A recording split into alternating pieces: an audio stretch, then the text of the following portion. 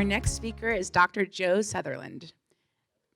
Dr. Sutherland is the head of data science at Search Discovery, where he leads groundbreaking data science initiatives for a diverse clientele of Fortune 500 and startup clients, including Coca-Cola, UPMC, JPMorganChase, Goldman Sachs, and Marriott.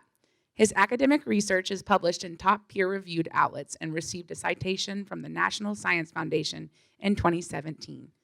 From 2011 to 2013, Dr. Sutherland worked in the Obama White House. He holds a PhD, Master's in Philosophy, and Master's from Columbia University, along with a Bachelor's from Washington University in St. Louis. Please welcome Dr. Joe Sutherland. Thank you so much for the wonderful introduction, Amelia. Thanks for having me on the stage. I've had a few people ask me these days about, kind of like artificial intelligence. What even is it? What opportunities does it offer? And I started to think, especially when one of my friends said, Joe, I want you to just go up on stage, just demolish AI, just demolish it. And I was like, okay, how can I demolish AI while still being like positive in a nice positive way? And I thought, well, there's actually real value in it, but there's a lot of sort of misconceptions that we hear about all the time, and I wanted to kind of address those and then maybe bring it back to what AI, at least in my opinion, could be actually used for. So really what motivated this overall was the idea that there's just a lot of hype. And everywhere you look, the hype is so strong. Artificial intelligence is going to change the world. And people are screaming from the rooftops, artificial intelligence. And I actually went to a talk, and I think I heard the words, just throw AI at it. Who's heard that one? That's when you know that you don't want to be in that talk. Oh, uh-oh. There we go. So the hype is strong among the world leaders who attend the World Economic Forum in Davos, where they sort of have great discussions about the important things that are going on with the economy and how they carve up the world into little slices, and they wheel and deal. And they talk about the most important topics in the world. There's usually about 120 panels at Davos per year. And there were 11 of those panels that were about artificial intelligence. And we discussed several topics at these panels. We talked about taxes, data privacy and regulation, automation of jobs, geopolitical competition, et cetera, et cetera. But my favorite is let's talk about AI in space. So important things discussed by important people. Artificial intelligence is definitely going to change the world. It's definitely going to be in space. Meanwhile, you see VC investment is just taking off with over look at it's a hockey stick. I mean the amount of growth that we've seen is ridiculous, and I can't wait to see the numbers for 2019. And I want to kind of address this because a lot of people say, well, look, it's all just a bunch of bunk. You can't see all this, investment, and it's got to be hype, right? But it's not necessarily a total fad, right? I like to start thinking about why might we think it's a fad? And if you look at the first plot on the left, this is what's called an abnormal returns plot. And if you remember during the dot-com bubble, what some researchers did was they took a group of companies that changed their name and put .com on the end. Okay, so we had a lot of companies, we put .com on the end, and then they compared those companies and how they performed in the stock market to the exact same types of companies, matched on fundamentals, et cetera, so they try to get rid of all the other error that might be involved in this analysis, but didn't have .com on the end of their names. And what you see is we have this internet control group, and so these are the people that did not add .com down here, this bottom line. And if you have people who did add .com to their name, and this is the day that you would have had the change to the name, you see an extremely high return on your stock. And so this is in excess of about 89% when it comes to abnormal returns, which is really, you never see these types of results. So just by adding .com to the end of your company name, you could see a ridiculous return on your stock. We saw this again in 2017 with blockchain. One of the best examples is the Long Island Iced Tea Corporation, which added blockchain to its name and then saw a 450% increase in its valuation overnight. And there's nothing new under the sun, right? I mean, while we might have all this random hype and random returns seen in the stock market, AI has been around for quite a while now. Back in 1956, the best and brightest, they all came together at Dartmouth, and Claude Shannon, proposed this conference. John McCarthy organized it, and they said, let's talk about how artificial intelligence is going to change the world. And so they got together, they came up with this big plan, and neural nets were developed, and eventually they started working on it, and they started seeing like, oh, we're actually not seeing the performance that we really want out of neural nets and these other sorts of methodologies that we have available to us. So let's actually focus on rules-based systems. Let's start thinking about symbolic logic systems. And along the way, as we started realizing that this had too much promise and this was the way we had to go, DARPA looked at it and said, wait, you promised me neural nets, you're giving me rules, that's it, I'm pulling your funding. And so DARPA pulled the funding, and that was the first AI winter. Academia continued to churn along. We had Bayes nets, we had SVMs developed, and again, we had a lot of neural net activity again. Now this is the difference between 1956 and today. The neural nets that we have today have the computing power behind them to actually perform, right? And so when Jeff Hinton came to ImageNet and really showed off the power of his neural net, how it could outcompete versus all of the other status quo models, it really reinvigorated the interest in neural nets. Now I want to juxtapose these academic contributions that we have along this spectrum right here with the actual industry contributions that were being made, okay? Back in 1956, let's have a conference about artificial intelligence, let's change the world. Meanwhile, you have LexisNexis around 1974 saying, let's release the first searchable case law database. And so this is, let's put a computer together in an office and let's let you search case law, a bunch of text data. I have a sneaker here because the funny part is that nobody could actually use it unless you had an intern who had sneakers on, who could run down to the computer, take something off of it, and then run it back to you when you actually needed it. So that was the first internet, was called the SneakerNet was born, so that you could actually use this big database. That's 1974, DARPA pulls funding. In 2004, PayPal first starts using linear models for anomaly detection, okay? Linear models first used for anomaly detection. Meanwhile, we had neural nets back in 1954. So why are these sort of inferior machine learning methods being used all the way in 2004? And finally, you have today, wide venture capital funding available for business intelligence platforms, which is kind of crazy to think about. It's like, how long have we been saying data is going to be the major insight generator and not funding it? We've been saying it for apparently 70 years. Only today are we actually seeing the funding. Oftentimes when you put up a chart like this, you have to sort of say what's coming next. Well, I like to say explainable artificial intelligence. Thank you, Eric.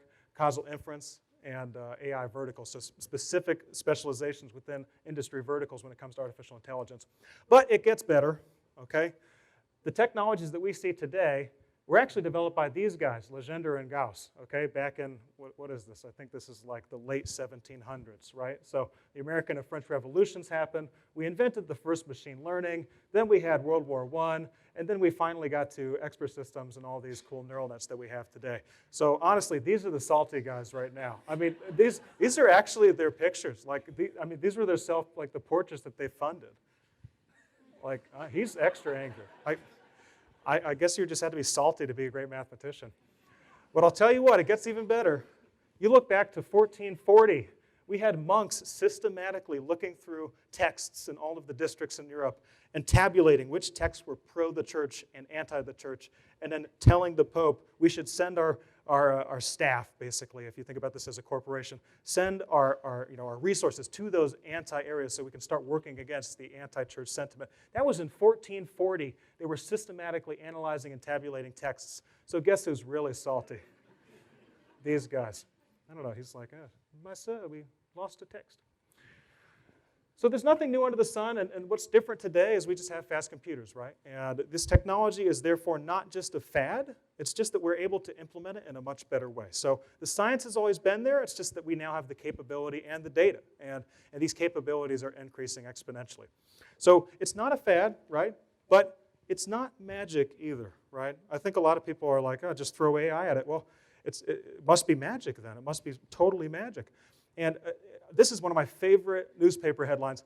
AI is reinventing the way that we invent. AI is so smart that it's actually come up with new ideas to reinvent itself. And meanwhile, you have Microsoft's extremely racist Twitter bot, like going from a sweet, young lady to somebody who's cussing out feminists and this is I almost wanted to bleep this slide out because it's that bad. So this is the technology that we have today, okay? AI is not smart enough to reinvent itself. It needs to be managed. And I want to go a little bit deeper. There's a difference between good and bad research when it comes to artificial intelligence. This was a really a hot study that came out of one of the best universities in China, Shanghai Jiaotong University. And in this study, what they did is they fed lots of images into a neural net, and they said, using these images and an annotated data set of who actually went to prison, who was convicted, we can tell you, based on your facial features, if you're going to go to prison or not. So who's a criminal, who's not? We're going to look at your facial features. We're going to figure it out. Who's got a few ideas about what's wrong with this study, just from a design perspective to begin with? I would love some audience participation. Who has an idea? What's one thing that's wrong with this study?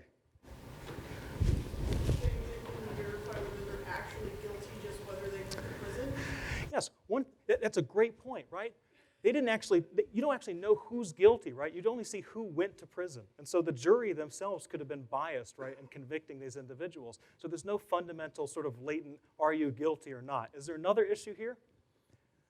Perhaps a better, more of a data issue? Mm-hmm. So those are actual pictures from your samples? These are actual pictures, yep. You got ones, well, those are mugshots, right? Uh-huh, uh-huh. The guys involved are suits, So we got mugshots are criminals, and if you have professional images, you're not a criminal, right? So who dresses up like this for their mugshot? Nobody. So what's the model picking up on? I don't know what these boxes are. I feel like they just put these boxes on here. It's picking up on their, how they're dressed, and if they're smiling. You're not going to jail being happy. I don't know who does that. And we have to remember that back in the 1800s, there was a very racist practice called phrenology, where the researchers who practiced phrenology said that you could look at the facial features of a person, and you could tell it's like, oh, that he's evil because he's got a long sloping nose and a pointy chin. This guy looks squinty and he's looking to the side. He must be a little bit evil. And this practice is horrible. I mean, especially when you think about the ethnic implications of what this person was trying to do. Cesare Lombroso and his pals, they were promoting complete BS. And so this study's complete BS too. I mean, you can't have artificial intelligence tell you if you're going to be a criminal or not. That's ridiculous. One extra step here, and I hope you can see this video and I hope it plays, but I want to play a quick video from a game called Coast Runners. And let's see if I can get this to work. In this video, the goal is to go around this water track as many times as you can and get this high score. And usually when you win, usually when you get the most laps around the track, you also end up getting the high score, right? So the researchers said, let's pop this in a net that actually optimizes for the score. And it turns out that the net realized that if you circle this one small area of the map and pick up all of these little point boxes and then crash into this random thing and light your boat on fire, then you can also get the highest score. But everybody else, meanwhile, is going around the track actually trying to win. And so the important thing is machines only really optimize for what you tell them to optimize. They don't know, they don't fundamentally understand how to play the game to win. They just want to get the most points. And so we have to set the objectives. We're still calling the shots. It's not total magic. We have to tell it what to do. Now, the last misconception is okay, you told me that it's not a fad, it's real, but now you're telling me that it's total, it could be a fad. Maybe it's overhyped, it's magical. Well, the misconception is that you're not ready for it. There is real value in artificial intelligence, and a lot of executives that we talk to see, newspaper articles like this. I think the press is, they overhype AI, and it's an issue. This is an article where we talk about a company called AppZen. And at this company, what AppZen does is they have computer vision that's able to read these submitted receipts, and they're able to use deep learning based on these receipts to identify anomalies. And then based on that, we're able to flag questionable items for further review. And there might be even some semantic analysis to figure out what the ontologies look like. And when you talk to executives about this, they're like, how am I going to launch a product that just even fulfills the simple business purpose when meanwhile I have to become an IP company. I have to develop computer vision. I have to get deep learning. I have to get semantic analysis. But the question is, you don't actually have to develop those things, right? There's cloud services out there like AWS and Google Compute Cloud and Azure and IBM. They have great managed solutions. One good example is the Video AI API, which looks at videos that you feed into it. It passes it through Google's model, right? And then it exports more than 20,000 features based on that video. So it's easy to annotate using all the data and APIs that they have available. Another thing that I hear is, okay, I don't have the data. We can't run AI. It's just we don't have enough data. But the truth is you oftentimes have a lot more data than you think you do. You can organize the data that you have in-house if you could simply measure it, right? That's step one. But you can also crowdsource data. You can integrate public, second and third party data. You can get it from cloud and commercial providers. There's lots of great marketplaces that are differentially private that are emerging. Partnerships are another great way to gather data. And we can passively capture data, or we can be Cambridge Analytica. We can sneak into your accounts, and we can take your data. But don't do that. That's actually that's a no-no. And you want to use that data for enriched insights or personalization. So it doesn't have to be all about artificial intelligence. It can be about taking the data you have, using machine learning to do segmentation, automated content analysis, et cetera, or recommender systems. We've got data scientists in the room. This is bread and butter. Lots of opportunity from the data that we already have without going full magical AI. And I'll go a little bit further here. You can actually use some of these alternative data sources. I don't know if you've heard of exhaust data. Anybody heard of exhaust data? This is things like Spotify has music that it plays. We had economists that were looking at what music was being played, and then if you listen to kind of more economic recession-sounding music, it can actually predict an economic recession. Interesting, okay? Pinterest has tons of data about the things you click on and what you like and what types of kitchens you want, and that data is actually exported to financial firms. IBM bought the Weather Channel. I don't know who knows about that. They bought the Weather Channel. And the reason for that is that the Weather Channel takes a beacon from your phone every time they want to predict the weather. They want to tell you what the weather's like in your exact location. And what we used to do in finance is use those beacons that we would get from the phones, geofence you around common shopping areas for S&P 500 traded companies like Home Depot, and then we would predict the demand for Home Depot products based on how many people are checking the weather in the parking lot. And so it's very interesting for distal alternative data projects that you can work on that definitely drive alpha. So you use that exhaust data when you can, but first and foremost, use your own data that you have for the enriched insights. So every business is a data business. I like to end this, and it's not just about having the data and then I guess sitting around with your data on your database. It's about actually being able to use it, being able to execute a strategy around it. And you need an executable strategy to actually scale your data science impact. So you have to know what your outcomes are, right? What are your outcomes? Your impacts. What's your desired competitive advantage? How do you take your entire ecosystem of data, data science, artificial intelligence, all these things that we've been talking about, and string them together to then drive ROI? That's the important question. All right, thank you very much.